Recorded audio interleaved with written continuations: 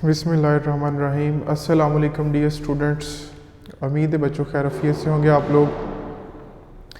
अच्छा बच्चों, आज का जो छोटा सा वीडियो है आप लोगों के लिए क्वेश्चन था एक बेटे का कि हम प्रीवियस जो लेक्चर था हमारा कि क्लोनिंग में हम किस किस्म का बॉडी सेल यूज़ कर सकते हैं। हमने ये बात करी थी ना कि क्लोनिंग में हम अपने डिज़ायरेबल इंडिविजुअल का या जिसका हम क्लोन बनाना चाहते हैं उसके लिए हम उसका एक बॉडी सेल यूज़ करते हैं। ठीक है, तो वो किस किस्म का सेल हो सकता है। तो क्वेश्चन बड़ा इंटरेस्टिंग था कि हमारी बॉडी में तो कई किस्म के सेल्स होते हैं। आई सेल होता है, नर्व सेल होता है, मसल सेल होता है। तो हम कौन सा सेल यूज़ करेंगे, तो इस चीज़ को मैं थोड़ा सा आज ब्रीफ करूँगा आपको। अच्छा, जैसे कि हमने कहा था कि हमारे पास जो एक ऑर्गेनिज्म होगा, ठीक है, इस ऑर्गेनिज्म की बॉडी में तो मल्टीपल सेल्स होते हैं।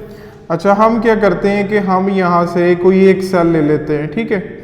तो मैंने कहा था कि यहाँ इसकी बॉडी में बहुत सारे सेल्स होंगे, जैसे कि ये आ गया हमारे पास आई सेल, ये आ गया नर्व सेल, अच्छा ये आ गया muscle cell etcetera. Multicellular है ना, हमारी बॉडी बहुत सारे सेल से मिलकर बनी है। तो अब हमें कैसे पता चलेगा कि हमने किस किस्म का सेल यूज़ करना है, कौन से सेल को उठाएं। तो इसके लिए बच्चों बहुत आसान सी बात है, आप कोई भी सेल उठा सकते हैं। आप कोई भी सेल उठा सकते हैं। उसकी वजह क्या है कि ये जितने भी किस्म के सेल्स हैं आपकी बॉडी में, इनके अंदर जो न्यूक्लियस है, ये न्यूक्लियस जो है ये सारे के सारे जेनेटिकली सेम है। मैं फिर रिपीट कर रहा हूँ कि ये सारे के सारे न्यूक्लियस जो हैं ये जेनेटिकली क्या है, सेम है। इनके पास सारे ऑर्गेनिज्म के जीन होते हैं। अच्छा, फिर देखें कि अगला क्वेश्चन ये आता है कि ये फिर किस तरह डिफरेंशिएट होते हैं। कि जब एक ऑर्गेनिज्म बनता है ना, कि कोई सेल सिर्फ आई के लिए स्पेसिफिक होता है, कोई नर्व के लिए स्पेसिफिक होता है, यानी इनकी जो है डिफरेंशिएशन किस तरह होती है, उसके अबाउट आज जो मैं लेके आया हूँ चीज़ आपके लिए, उसी चीज़ को हम नाम देते हैं मॉर्फोजेनेटिक डिटर्मिनेट्स। ठीक है।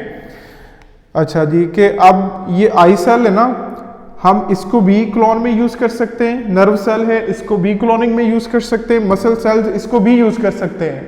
ठीक है, क्योंकि इसकी सिंपल सी लॉजिक है कि इन सारे न्यूक्लियस के अंदर जो है वो सेम इंफॉर्मेशन है सारे ऑर्गेनिज्म के लिए। तो फिर आप देखिए यहाँ पे क्वेश्चन ये है, अगर इसके पास सारे ऑर्गेनिज्म की इंफॉर्मेशन है ना, ये मसल सेल ही क्यों बनाता है, क्वेश्चन मार्क है यहाँ पे। ठीक है, अब ये न्यूक्लियस है, इसके पास भी पूरे ऑर्गेनिज्म की इंफॉर्मेशन है। अब ये खाली नर्व सेल्स ही क्यों बनाता है, इंफॉर्मेशन तो सारी है ना। अच्छा, अब ये आई सेल है, इसके पास भी देखिए एंटायर ऑर्गेनिज्म की इंफॉर्मेशन मौजूद है। अब ये खाली आई सेल ही क्यों बनाता है, इस चीज के लिए मॉर्फोजेनेटिक डिटर्मिनेट्स का मतलब है role of cytoplasm in development. इसका मतलब है, फर्ज करें कि मैं यहां पे एक एग्जांपल देता हूं आपको।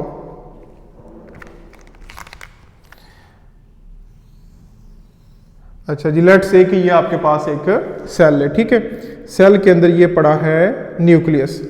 अब इस न्यूक्लियस में हम दो तरह के जीन्स रिप्रेजेंट करते हैं। वन लें जी, दिस जीन्स फॉर आई, ठीक है, while this gene for nerve cell. ठीक है, कि यानी ये जीन आगे किस में डिफरेंशिएट होगी, आंख में डिफरेंशिएट होगी। ये जीन आगे किस में, नर्व सेल बनाएगी। अब सेल को किस तरह पता चलेगा, वो सेल को इस तरह पता चलेगा कि ये जो साइटोप्लाज्म है हमारा, इस साइटोप्लाज्म में कुछ खास रीजन्स लगे होते हैं। यूं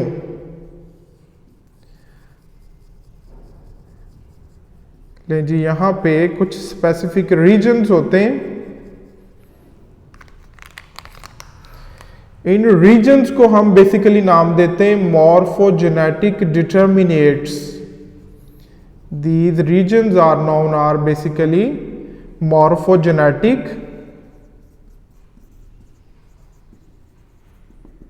डिटर्मिनेट्स।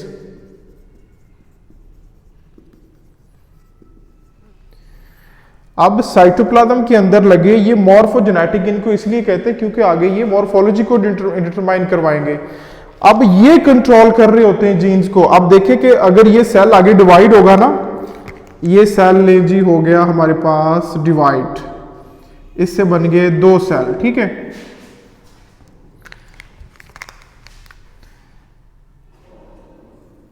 ये बन गए 2 सेल।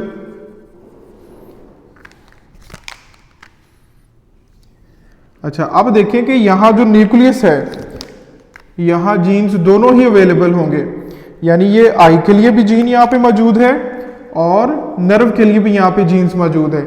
अब देखें यहां पे साइटोप्लाज्म क्या करेगा, सिर्फ एक ही मॉर्फोजेनेटिक जो डिटर्मिनेट रीजन है उसको आगे ट्रांसफर करेगा। यानी इस सेल में साइटोप्लाज्म ने किस रीजन को भेजा, जो आई के लिए स्पेसिफिक था। इसका मतलब है कि ये सिर्फ जो है, जो रेड कलर के साथ हमने रिप्रेजेंट किया है कि दिस जीन फॉर आई, ये इसका जो स्विच है इसको क्या कर देगा, ऑन कर देगा। और बाकी जो नर्व के लिए है या बाकी और कोई भी मल्टीपल जितनी भी जीन्स हैं उनका स्विच ऑफ कर देगा। अच्छा, सिमिलर इसी तरह देखें, अब ये जो सेल है, इस सेल्स में भी दोनों ही जीन्स जाएंगी। जीन्स तो खैर मल्टीपल्स होती है, लेकिन आपको समझाने के लिए मैंने 2 जीन्स यहां पे डिस्कस की हैं। अच्छा, अब देखिए यहां पे भी दोनों जीन्स मौजूद हैं। अब यहां पे न्यूक्लियस क्या करता है, जो मॉर्फोजेनेटिक डिटर्मिनेट रीजन ट्रांसफर कर रहा है वो किसके लिए स्पेसिफिक है, नर्व के लिए। इट्स मीन कि ये सेल आगे जब भी डिफरेंशिएट होगा इससे क्या बनेगा, नर्व सेल बनेगा। तो ये है बच्चों सिंपल सा कॉन्सेप्ट जिसे हम कहते हैं मॉर्फोजेनेटिक डिटर्मिनेट्स।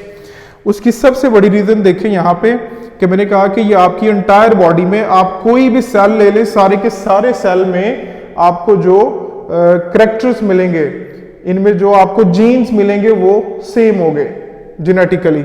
उसकी वजह यह है क्योंकि बेटा जब देखें कि एक ऑर्गेनिज्म डेवलपमेंट के थ्रू बन रहा होता है तो उसकी बॉडी में क्या चल रही होती है, उसकी बॉडी में माइटोसिस चल रही होती है। और माइटोसिस के नतीजे में जितने भी सेल्स बनते हैं ये सारे के सारे सेल्स जो हैं जेनेटिकली आइडेंटिकल्स होते हैं। हमारी बॉडी में कह लें कि चले इससे भी पहले जब मियोसिस हो रही थी, मियोसिस होती है सिर्फ गमीट्स फॉर्मेशन में, और जब आगे हम डेवलपमेंट कहते हैं कि जब ये ऑर्गेनिज्म बन रहा था, इसकी डेवलपमेंट हो रही थी, तो तब क्या हो रही थी, माइटोसिस। और माइटोसिस में जितने भी सेल्स बनेंगे वो सारे के सारे जेनेटिकली क्या होंगे, आइडेंटिकल्स होंगे। तो तभी अब यहां पे आ जाए, मैंने जितने भी सेल्स का तज़किरा किया है कि चाहे आई सेल है, नर्व सेल है, मसल सेल है, इन सारे सेल के न्यूक्लियस में जो आपको इंफॉर्मेशन मिलेगी वो क्या होगी, जेनेटिकली सिमिलर होगी, एक जैसी होगी।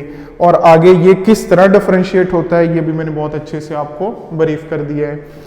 लें जी, कल एक नए टॉपिक के साथ मिलेंगे, तब तक के लिए शुक्रिया, अल्लाह हाफिज़।